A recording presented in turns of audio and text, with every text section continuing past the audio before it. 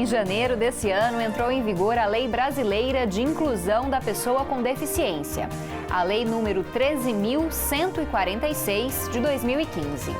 Também conhecida como Estatuto da Pessoa com Deficiência, essa lei pretende assegurar e promover os direitos e as liberdades fundamentais das pessoas com deficiência, visando a inclusão social e a cidadania.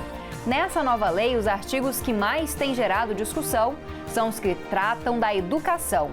O texto diz que, a partir de agora, as escolas particulares também devem receber alunos com qualquer grau de deficiência, sem cobrar nada a mais por isso.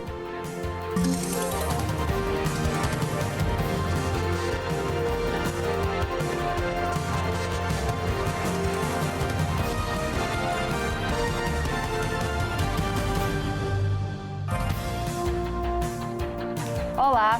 Hoje o assunto do Conexões é a educação inclusiva e também a obrigatoriedade das escolas públicas e particulares de receberem alunos com deficiência, as particulares sem cobranças extras.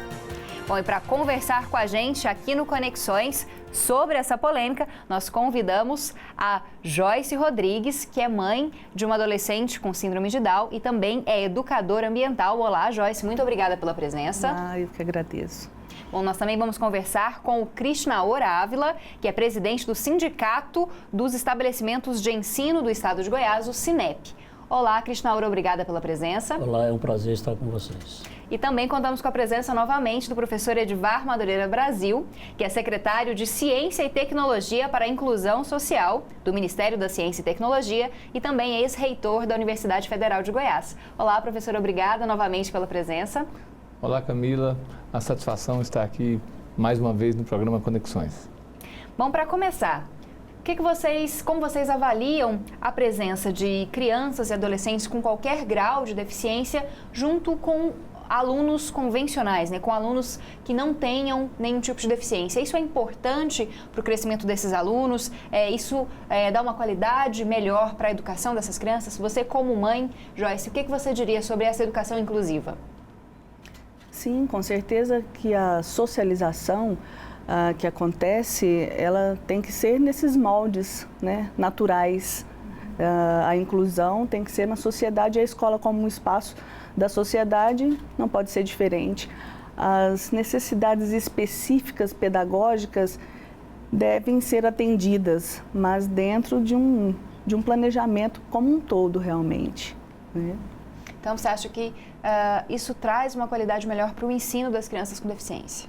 Eu penso que para uma qualidade melhor para todo cidadão, né? O cidadão que é um empresário que usa uma tecnologia limpa, por exemplo, um cidadão que é um empresário que respeita a lei de empregar as pessoas com alguma necessidade específica, é aquele que teve uma formação nesse sentido, que teve uma consciência nesse sentido, né? Uma oportunidade. Então, eu penso que é bom para todo mundo.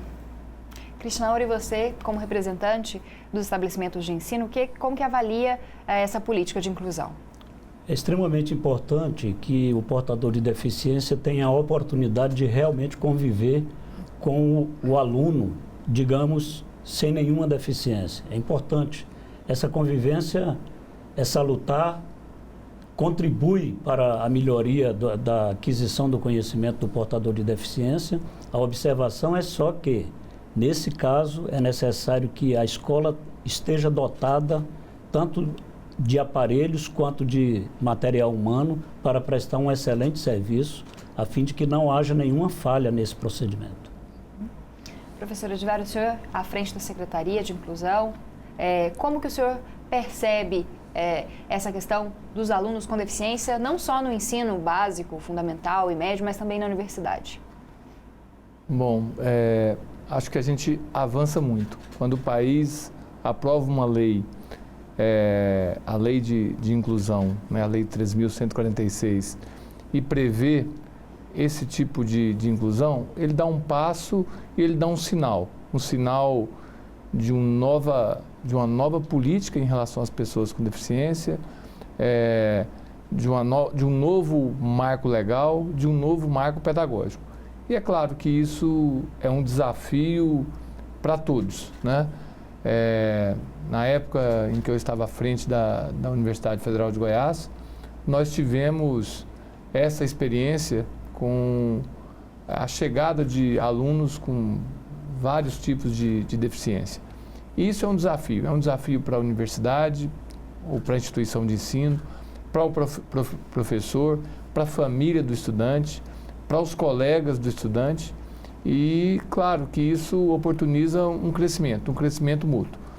É um desafio, todo desafio traz as dificuldades, mas a gente precisa entender que estamos num país que fez uma opção, e que bom que fez, e que bom que aderiu, né, à Convenção Internacional das pessoas do cuidado das pessoas com deficiência. Então, eu vejo como um avanço, né? Temos muito que discutir, temos muito que aprimorar nesse processo, mas eu vejo isso como um avanço significativo.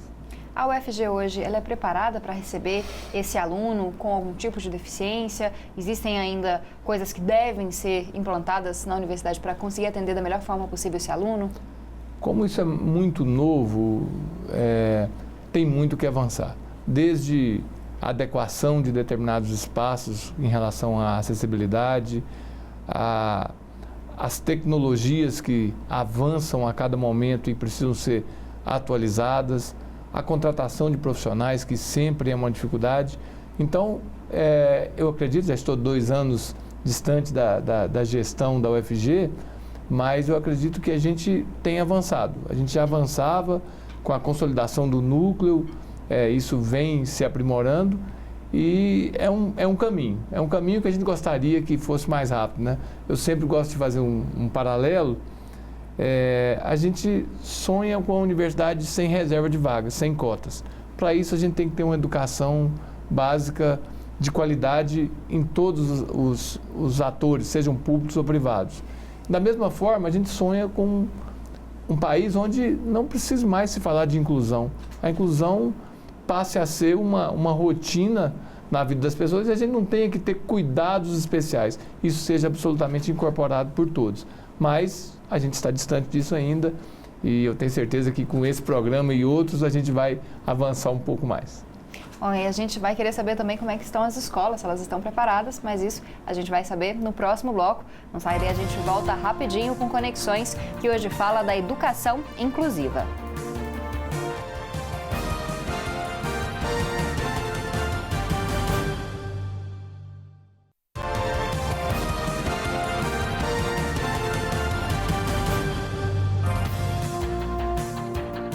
Estamos de volta com Conexões de hoje, que fala da inclusão de pessoas com deficiência na educação. E nós estamos conversando com a Joyce Rodrigues, que é educadora ambiental e também mãe de uma adolescente com síndrome de Down, o Krishnaora Ávila, que é presidente do Sindicato dos Estabelecimentos de Ensino do Estado de Goiás, o SINEP, e também com o Edivar Madureira Brasil, ex-reitor da UFG e secretário de Ciência e Tecnologia para a Inclusão Social. Bom, Krishnaor, perguntei para o professor Edivar em relação ao UFG. Em relação às escolas, principalmente as escolas particulares, existe uma preparação para receber esse aluno? Elas estão preparadas para receber um aluno com diferentes graus de necessidade? Pergunta extremamente oportuna e eu peço o Vênia aqui para tecer ainda um comentário a respeito da lei. A lei é excelente, extremamente importante, talvez tardia, porém sem ter sido precedida de um estudo que merecesse uma atenção melhor em relação ao tema. O Brasil, acho que ainda está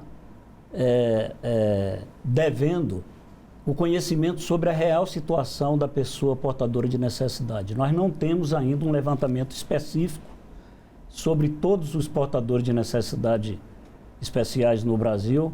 Nós temos um levantamento da Organização Mundial de Saúde, ainda de 99, que situa entre os países em desenvolvimento em torno de 10% da população portadora de deficiência, de algum tipo de deficiência. Esses 10% estaria distribuído em deficiência mental, que seria metade deles, ou seja, 50% dos portadores seriam de deficientes mentais, 20% seriam de deficientes físicos, 15% de deficientes auditivos, 5% de deficientes visuais e 1% não, 10%, 1% dos 10%. 10% de deficiência múltiplas. O Brasil não tem esse levantamento específico. E nós, dentro da própria deficiência, nós temos inúmeras variações da própria deficiência. E a Constituição Federal, ao estabelecer a oportunidade da educação privada atuar também na educação, o fez através do artigo 209 da Constituição, ela abriu a oportunidade a que fosse livre a iniciativa privada atuar na educação pública, atendendo apenas dois requisitos. Está lá no inciso 1 e inciso 2 do artigo 209 da Constituição. Autorização do poder público e obediência às normas nacionais da educação. As normas da educação nacional que são previstas na LDB, Lei 93, 94 e 96. Pois bem, as escolas, quando se estabeleceram, elas se estabeleceram sob o crivo dessa lei. Fizeram o seu projeto político-pedagógico sob o crivo da lei 93 e 94, que é o que dita as normas da educação nacional. E ela tinha a oportunidade de optar qual tipo de educação ela gostaria de fornecer, de atuar. E a grande maioria não se habilitou para receber alunos portadores de deficiência, porque o artigo 208 da Constituição, ele estabelece que é função primordial do Estado atender ao portador de deficiência.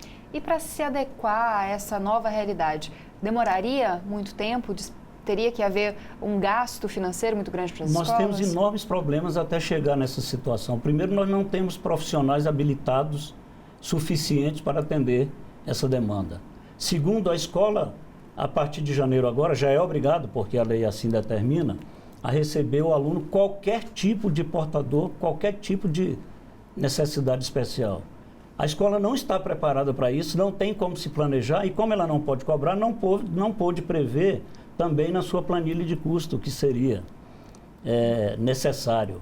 Porque ela não pode hoje se negar, mas ela não sabe qual tipo de deficiência ela terá que atender. E não está aparelhada para isso. Essa é uma preocupação muito grande, porque entregar o portador de deficiência a uma instituição que não está devidamente aparelhada para recebê-lo, será, ao invés de beneficiá-lo, poderá prejudicá-lo. Então, a restrição que se faz à lei, repito aqui, excelente lei, ela já vinha sendo debatida há quase 15 anos no Congresso Nacional, e agora, no limiar, no momento da aprovação, inserir o parágrafo 1º do artigo 28, que é exatamente obrigando a escola privada a receber qualquer tipo de portador de deficiência, sem nenhuma cobrança adicional. Como a escola poderá atender a essa necessidade se ela não está qualificada para isso? Esse é o grande problema. A única restrição que nós fazemos à lei é exatamente essa. É o governo tirar uma obrigação que é sua, prevista constitucionalmente, e delegar à iniciativa privada que não está preparada para isso. Joyce, você como mãe, é difícil encontrar uma escola apropriada, sendo pública ou privada, que consiga receber, que consiga lidar com o aluno, com as potencialidades e dificuldades desse aluno? É uma realidade cruel, na verdade. É muito difícil. Diversas questões são levantadas, né? Desde as questões que são claramente colocadas, desde as que são veladas e que você decide, escolhe ou não se você vai atrás dos seus direitos, né, pela lei, ou se você vai atrás de um material humano, né, com uma vocação real, com uma decisão real de trabalhar, né, com a educação de uma maneira integral, porque eu vejo que a inclusão ela deveria ser natural. E se hoje as escolas estão com essa deficiência, é fruto da sociedade que está com essa deficiência e na verdade, está faltando a gente mudar o nosso ponto de vista. Porque em Belo Horizonte eu conheci uma socióloga que tem um centro de reabilitação e que encaminha muitos jovens com síndrome de Down para o mercado de trabalho e outras necessidades pedagógicas específicas e condições específicas. E a gente pode pensar em, se você visita uma indústria por exemplo, que tem máquinas que produzem um barulho ensurdecedor e que a lei trabalhista ampara o trabalhador ali para que os seus turnos sejam com intervalos de X tempo, a fim de não afetar essa audição. E se você tem uma pessoa deficiente auditiva, ou seja, ela pode atuar naquela função sem que ela seja considerada um deficiente. Na verdade, se você mudar o seu ponto de vista, ela tem um potencial a mais, porque ela pode oferecer para aquela função. Quem tem síndrome de Down tem uma tendência natural a ser perfeccionista, metódico, e esse encaminhamento para o mercado de trabalho, em gráficas que eu vi nesse centro de reabilitação, a Ieda Fadu, ela falava muito sobre isso. É tranquilo, a pessoa pode. Então, a questão é oportunidade. Então, a sociedade como um todo está atrasada. Então, se há 15 anos se estuda uma lei, né, eu imagino assim, que haja um lobby terrível contrário a isso, porque isso deveria está há muito tempo acontecendo, porque as pessoas estão na sociedade, né? As pessoas estão na sociedade. Se a gente observar, né, quem são essas pessoas, que deficiências que elas têm, são as que a gente vê. Há uma variedade muito grande, mas há também possibilidades muito grandes. A ciência está aí, né? Os estudos, as pesquisas, nós estamos aqui. As prateleiras estão cheias de teses sobre inclusão, estão cheias de dissertações sobre inclusão e ela não está acontecendo. Bom, professora Edivar, a gente teve um caso de um aluno na UFG, que foi o primeiro aluno a passar num vestibular convencional, um aluno com síndrome de Down no interior do estado, né? A universidade tem se aberto mais a esse aluno e tem tentado também ajudar nessa questão da inserção no mercado de trabalho, na inserção da vida acadêmica? Sim, na inserção da vida acadêmica há um trabalho a partir do nosso núcleo de acessibilidade, que com os professores é feito todo um trabalho de acompanhamento. E há um esforço muito grande da universidade.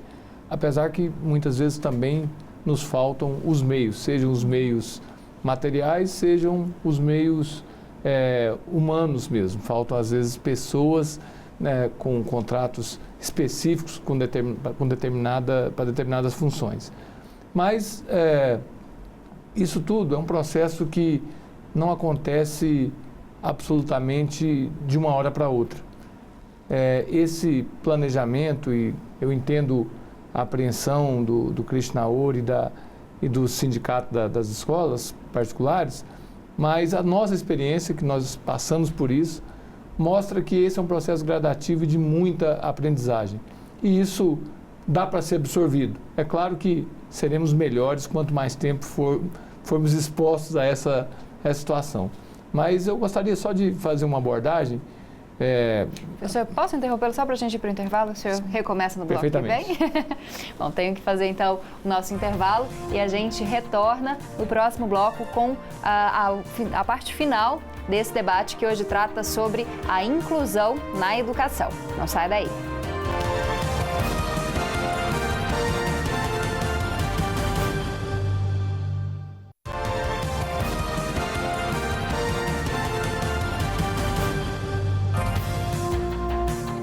Esse é o último bloco do Conexões de hoje, que está falando da inclusão de pessoas com deficiência nas escolas públicas e particulares.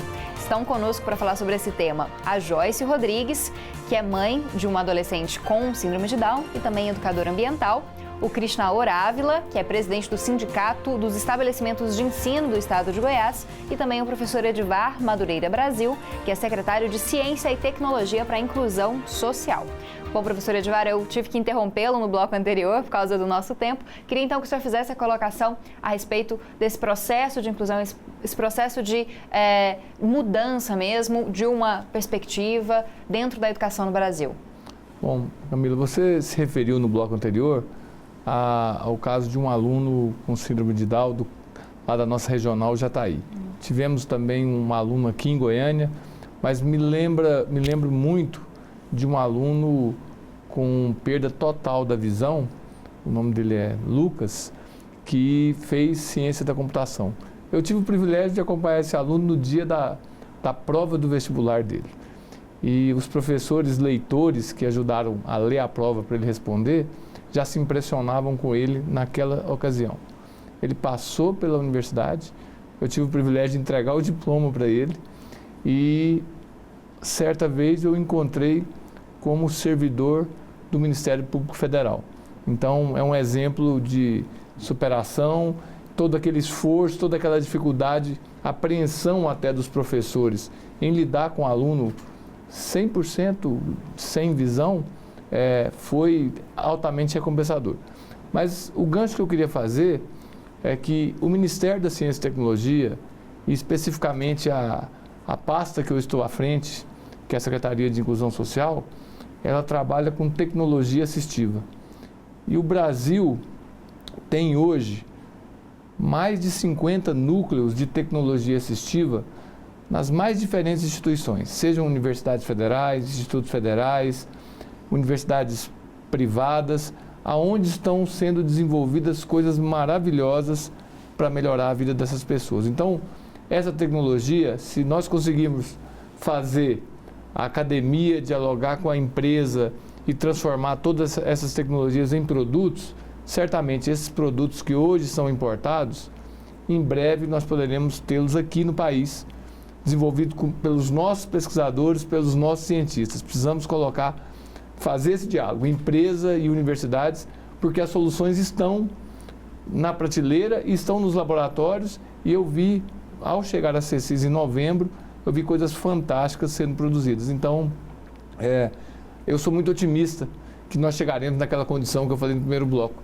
que a inclusão, nós não precisamos nem mais fazer referência a ela. Ela será um processo natural na nossa sociedade. Bom, Krishnaor, a Confederação Nacional dos Estabelecimentos de Ensino entrou com uma ação direta de inconstitucionalidade contra a lei da inclusão. Você poderia explicar para a gente como está sendo feito para o cumprimento dessa lei agora, já que ela, enquanto essa ação não é julgada, o cumprimento pelas escolas particulares dessa lei, como está sendo a recepção desses alunos, como que a escola conseguiu se preparar de alguma forma para receber essas crianças e adolescentes com deficiência? Sim, apenas para que fique claro ao nosso telespectador, a Confenem, que é a Confederação Nacional a qual você se referiu, e também todas as escolas particulares do Brasil, em absoluto, são contra a lei da inclusão, em absoluto. Pelo contrário, nós somos favoráveis a todo tipo de atividade, de iniciativa que vise realmente a inclusão e esperamos chegar nesse patamar que o professor Edivar disse, que seja um processo natural. E ela simplesmente se insurge contra o parágrafo 1º da lei, do artigo 28 da lei, que é aquela que atribui à escola indefinidamente, deliberadamente, que assuma qualquer tipo de portador de necessidade especial, que não recuse a matrícula de qualquer tipo e que, sob as suas expensas, mantenha toda a atividade que for necessária de assistência a esse portador. Ou seja, ela não poderá cobrar absolutamente nada além da mensalidade normal. Até se houvesse uma oportunidade de planejamento, se a escola pudesse prever que tipo de portador de necessidade ela iria ter que matricular no ano seguinte, poderia-se, de repente, ser planejado, entrar na sua planilha e ela distribuir esse custo adicional aos demais alunos. Poderia ser feito isso, mas nem isso é possível, porque o planejamento é feito no mês de setembro, outubro de cada ano, e a escola não sabe a priori qual é o tipo de aluno que ela irá receber no ano seguinte. Então, a Confenem se insurgiu, entrou com a ADIM, atacando esse ponto, é claro, e fazendo referência a outras ADIMs que já teve julgamento no STF em relação ao Estado avançar no direito da empresa privada, que a escola particular é uma empresa privada, como outra escola qualquer, como outra atividade econômica qualquer. Então, a finalidade da ADIM é exatamente essa, a de mostrar à sociedade e ao nosso legislativo de que a função de custear o atendimento ao portador de necessidade especial é previsão constitucional do Estado. Mas o Estado já tem feito isso nas escolas públicas. Precisa fazer, ele precisa se aparelhar mais. E não pode delegar à escola privada a obrigação de fazê-lo. Porque a escola vive da mensalidade. Se ela não pode cobrar a mensalidade, ela não tem como prestar o serviço. E, além do mais, ela não é especializada para isso. Ela não se constituiu com essa finalidade inicialmente. Bom, Joyce, apesar das queixas e de toda essa polêmica envolvendo as escolas particulares, você acredita que isso possa ser uma nova oportunidade para esses alunos, novos lugares de inserção e de educação para esses alunos que precisam de uma atenção especial? Olha, um decreto é um decreto, não é?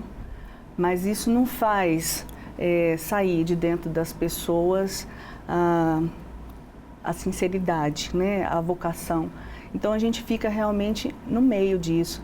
Eu, sinceramente, particularmente, acho que o Estatuto, enquanto um avanço da sociedade como um todo, porque as leis refletem o amadurecimento da sociedade como um todo, é positivo, mas ele é mais do mesmo, porque a realidade que a gente tem é que a escola, ela exclui. O sistema educacional como ele existe, ele exclui. A partir do momento que se compara um com o outro, a partir do momento que se avalia com notas num sistema que é igual, a partir do momento que você estimula essa competição como existe, então há muito que se pensar. Hoje no Brasil existem mais de 100 projetos que buscam alternativas para a educação, onde as pessoas possam realmente aprender sendo felizes no seu tempo e conseguindo que essa situação tão massacrante não seja tão terrível, porque na verdade seria muito mais inteligente da nossa parte se a gente pensasse em formar todos esses cidadãos para produzir, porque hoje a minha filha tem 19 anos, por exemplo, e não quer ir à escola. Há um acúmulo de algo muito sutil, porque eu não acredito assim, a gente nunca passou por uma situação muito estressante, mas há um acúmulo de situações sutis e que causam hoje uma retração da parte dela, né? Então isso é uma realidade. Bom, felizmente nosso tempo chegou ao fim. Queria agradecer, Joyce, pela sua participação. Já tinha participado com a gente no Conexões também, no Boletim Conexões, uma matéria com a Valentina também. Muito obrigada por estar aqui, por falar com a gente. Muito obrigada. Obrigada, a Cristina, que também participou dessa mesma matéria com a gente, novamente falando sobre esse assunto. Nós que agradecemos e o sindicato está à disposição. Bom, e obrigada, professora Edivar, novamente, por estar aqui no Conexões, por voltar à TV UFG. Eu que agradeço e acho que pela complexidade do tema, novos programas serão necessários para a gente aprofundar, inclusive, em todas essas questões. Acho que a academia tem muito a contribuir e todos aqui podem avançar. E a gente não pode ficar com essa sensação de frustração em relação a esse avanço. A gente precisa fazer isso realmente acontecer, Joyce. Eu espero que a gente chegue num patamar melhor em breve. Bom, Conexões de hoje está terminando. Ele foi produzido em parceria com a Assessoria de Comunicação da UFG e também com a Rádio Universitária. Eu te espero na próxima semana. Até lá!